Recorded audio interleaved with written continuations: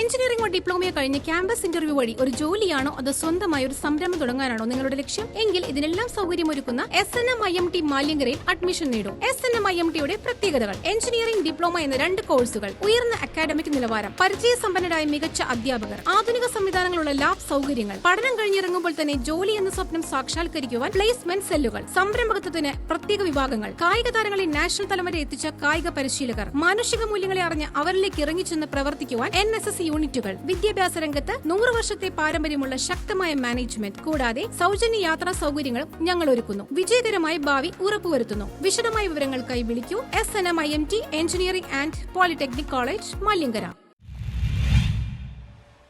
പള്ളുരുത്തി ശ്രീനാരായണ സാംസ്കാരിക യോജന സംഘത്തിന്റെ നേതൃത്വത്തിൽ 171ാമത് ശ്രീനാരായണ ഗുരുജയന്തി ആഘോഷം നടത്തി.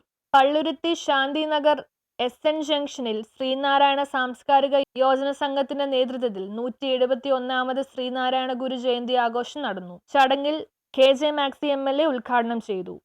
ഈ പ്രദേശത്തെ യുവജനങ്ങളുടെ സംഘടനയായി വളർന്നു വന്ന ഒന്നാണ്. എല്ലാ വർഷവും ശ്രീനാരായണ ഗുരു ജയന്തിക്ക് ഗുരു ജയന്തി അനുസ്മരണവും അതോടൊപ്പം ഉന്നത വിജയം കരസ്ഥമാക്കിയ കുട്ടികളെ ആദരിക്കുന്ന ചടങ്ങുമാണ് എല്ലാ വർഷവും ചെയ്തു വരുന്നത്. ഗുരുദേവന്റെ പ്രവർത്തനത്തെപ്പറ്റിയൊക്കെ പ്രധാനമന്ത്രി സൂചിപ്പിച്ചു. കൺമുമ്പിൽ കണ്ടതുകൾ മാത്രമാണ് ഗുരുദേവൻ പ്രതികരിച്ചിട്ടുള്ളത്. കാണാത്തതൊന്നും അദ്ദേഹം പറഞ്ഞിട്ടില്ല. മനുഷ്യജീവിതങ്ങളും മനുഷ്യന്റെ പ്രവർത്തനങ്ങളും ഒക്കെ. തുടർന്ന് സെക്രട്ടറി CG പ്രതാപൻ സ്വാഗതവും പ്രസിഡന്റ് KG സരസകുമാരൻ അധ്യക്ഷതയും വഹിച്ചു. Division councillor Soni K Francis scholarship വിതരണവും വനിതാ സംഘം സെക്രട്ടറി സൗമ്യ ഗിരീഷ് കൃതജ്ഞതയും രേഖപ്പെടുത്തി.